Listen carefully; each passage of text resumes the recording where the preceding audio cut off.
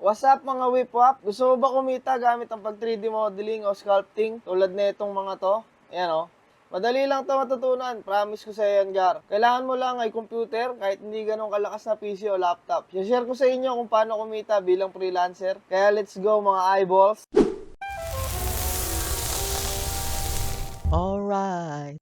Pinindot mo to dahil 3D artist ka kasi nakita mo sa title paano kumita pagiging 3D model kahit nasa bahay ka lang. Kung beginner ka or advanced or magaling ka na talaga sa pag 3D model, gamitin mo na yan para mag-freelance, para dagdag sa pera mo. Una sa lahat, syempre dapat may portfolio ka. Madami kang mga art, mga 3D art mo. Dapat nakikita ng potential clients mo. Pangalawa mong gagawin, hanap ka na ng platform, Facebook, ArtStation, ano pa ba, Upwork, yung mga website na pwede kang makakuha ng clients. So maraming clients na naghanap ng mga 3D artists para magawa yung gusto nilang mangyari na 3D art. Pwedeng yung gusto nila ma-3D print, pwede nilang gawing laruan o something na pang-advertisement, gusto nilang gamitin para sa game development nila. So yun, madaming market para sa 3D artists. So tulad na ito, papaita ko. Meron akong partner, taga-ibang bansa siya, taga-US. Papagawa ng Funko Pop na Ben 10. Siguro mangyari ito, 3D model ko, sisend ko sa kanya, 3D print niya, and then bibenta na ng client. Ganun lang kasimple. Napag-usapan nyo na yung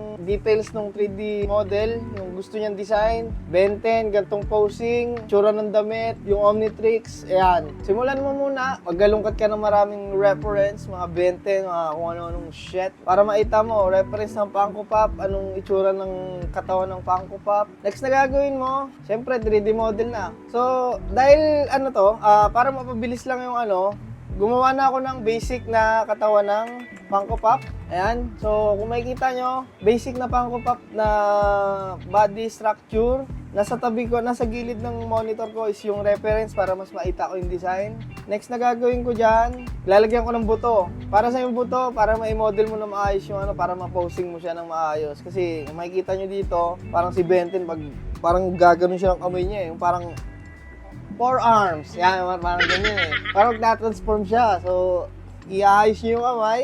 And then, pag okay na yung posing, yung daliri, ayusin nyo na din yan. Dapat maayos yung paa, yung legs, yung hip, dapat nakaikot ng maayos.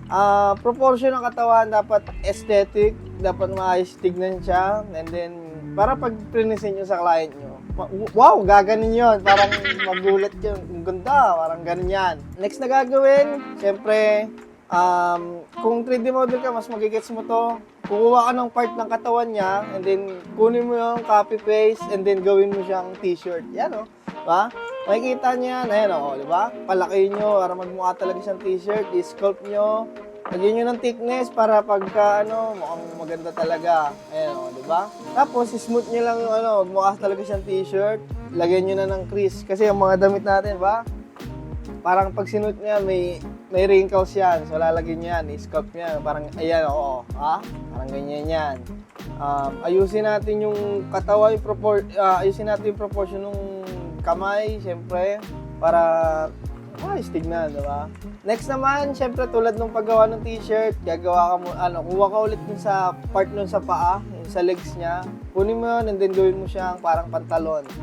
Ayan o, diba? So, i-sculpt mo lang, iusog mo mga dapat iusog, pakapalin mo yan, ayusin mo yung puwet, dapat maayos yung puwet niya, and then gawin mo parang pantalon, ayan o, diba? Sculpt mo lang na maayos, ayusin mo yung puwet, huwag masyadong matambok, kasi may client ako na sobrang, siya yan parang tambok, parang gano'n eh. So sabi ko, sige, ayusin ko yung puwet niya. Binawasan ko yung puwet kasi natatambukan daw siya, baka, ewan ko.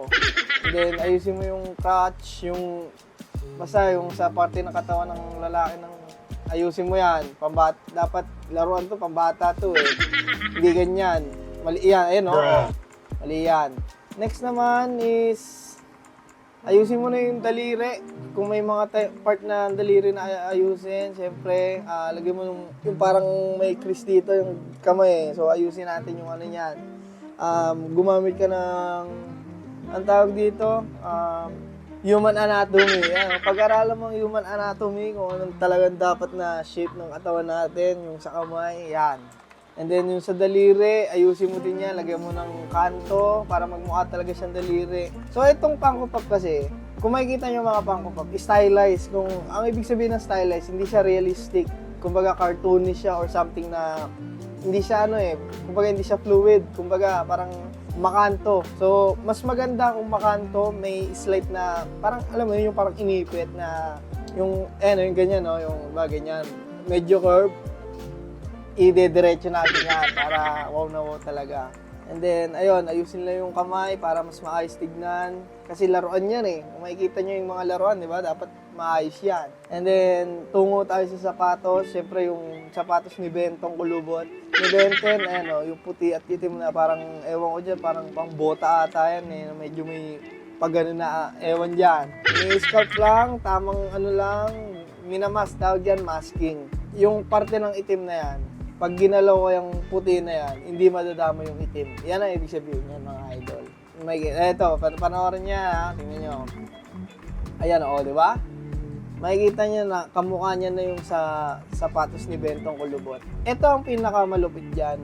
Ba't ko pa inasikaso yung ilalim? Hindi naman nakikita yan Siyempre, dagdagan na yan para pagkatingin nung client sa'yo, ang ganda, may design din yung ilalim. Mirror, duplicate, para magmukha talagang, yung parang mirrored na talaga siya. And then, ayusin mo lang yung positioning. Ilagay mo dun sa pantalon, goods na yan. Pala natin, ayusin natin yung parang bulsa ni Benten. Nakasuit kasi siya ng parang ang tawag dyan, parang army, parang anong tawag dyan? Yung parang, anong tawag dyan? May tawag dyan Parang baggy pants na basta may bulsa. May tawag dyan Di ko alam, basta yun na yun. So, ayan, in-sculpt ko yung bulsa niya. Ayun, dapat may ganyang, ha? Duplicate lang din para sa kabila. Ayan, Tapos lalagyan na natin yung parang sa pantalon, parang yung tahi, yung linya-linya yan, para magmukha talaga siyang pantalon, di ba? Ayan Tapos ayusin lang natin yung bulsa. And then, yung sa puwet, dapat may hiwa. Ay, nako. Tapos lalagyan na natin ng crease yung pantalon niya para magmukha talaga siyang yung may lukot. May lukot. Tapos, lagyan natin ng design yung pattern, yung para mas madali siyang pinturahan nung Kasi pag 3D print to, pagka plain lang, may hirapan si painter kung asan ba yung dito. Parang, lagyan mo na siya ng guide. Ilalagyan siya ng linya kung saan yung puti at saan yung itim. Yan yung mga dyan. Para maitulong mo na rin yun sa magpipintura ng laruan, di ba? Next na doon, syempre yung Omnitrix ni Bentong Kulubot. Forearm, yan, mga ganyan Hanap ko reference na mas maayos, check mo yun kung paano ginawa yung Omnitrix. Itong part na to, sobrang liit niya pagka print sa 3D printer. So, hindi siya masyadong detailed. So, wag ka masyadong mag-effort dito kasi hindi talaga siya kita Pagka 3D print siya, mawawala din detail. So, wag ka na mag-effort masyado. Gawin mo na lang, ayusin mo na lang yung proportion yung shape ba, parang yung pinaka-basic shape ng Omnitrix. Yun na lang yung gawin mo. Huwag ka nang maglagay pa ng mga design, mga kung ano-anong shit. And then, ayusin mo na lang dun sa kamay niya, iusog-usog mo para magmukha talaga siyang Omnitrix ni Bentong. Next na doon, syempre ayusin natin yung facial expression ni Bentong. Kung makikita nyo dito, marang ganun yung niya yung niya yung kilay. Yung isang kilay nasa taas, yung isa nasa baba. Parang, ganyan And then, next na is yung buhok. Cartoonish yung Funko Pop, so mas madali siya. Hindi siya yung tunay na buhok na sobrang andami. Isa-isang strap, patabuin nyo, tapos ayusin nyo yung design. Ayan, tulad yan, di ba? Yung flow ng buhok, yun ang kailangan mong ayusin dyan. Check ka ng reference, pero may mapa-curve siya na dalawa dito sa ulo Parang may something Parang ganun kasi sa shot drawing nung artist niya. Pinakamahirap sa Funko Pop, yung ayusin yung patilya niya kasi mukha siyang kalbo na Mukha siyang si Goku sa ngayon, pero ayusin natin yan. Dapat magmukha talagang kasi ang ulo ni Bentong is parang bilog. Ang Funko Pop is square, so kailangan mong ayusin yung curve ng buhok para magmukha talaga siyang buhok ni Bentong. Ayan, so goods na. So tapos na yung model. Ang next na gagawin dyan, syempre 360 view, videoan, i-screenshot, pakita mo sa client. Pag nagustuhan, syempre matik pagka sa mga client matikuloso yung mga ganyan parang syempre binayaran ka tapos syempre gusto nilang maganda talaga na malupit. Pagka may revision, gawin mo lang yung revision. Bagong revision, revision. Yan. After many revisions, pagka nagkasundo na kayo ng client nyo, ayan na. Una nga pala, mas maganda 50% down payment muna bago ka gumawa ng ng art. Para hindi ka lugi, baka kasi biglang, ay wag na pala, parang wala pala akong pera. O gaganin yung client mo, di lugi ka. So 50% down payment, pagka nagustuhan niya na yung final output mo, lahat ng revision na gawa na, ibigay mo na yung files, ibigay mo na sa client mo, ibigay niya na din yung 50% na balance sa'yo, and then yun na, goods na. May goods ka na client. So ito yung una kong output, itong itsura niya, and then yung pang pitong revision, walong revision ata, ito na yung kinalabasan. So ibang-iba na siya, lalo yung buhok, kasi hindi niya nagustuhan yung buhok eh. Parang mas gusto ko ngayong nauna eh, kaysa sa ginusto niya. Wala eh. Kung ano ang gusto ng client, yun ang susundin mo. Yun ang pinaka-importante talaga kasi sila yung nagbayad sa'yo eh. So yun lang guys, sana may natutunan kayo kung 3D artist ka. Madali lang mag 3D modeling, 3D art. Mag-aral ka lang sa YouTube, Udemy, kayang-kaya mo yan. Hindi ka marunong mag-drawing, ako hindi ako marunong mag-drawing actually. Nag-aaral lang ako talaga, as in practice lang talaga ng practice. Gumawa ka ng maraming portfolio mo hanggang sa gumanda ng gumanda, mag-improve yung 3D art mo. Hindi lang kasimple. Hindi pala kasimple. Kasi siyempre kailangan mo ng ng work hard. No? Kailangan mo ng work hard tsaka ng motivation.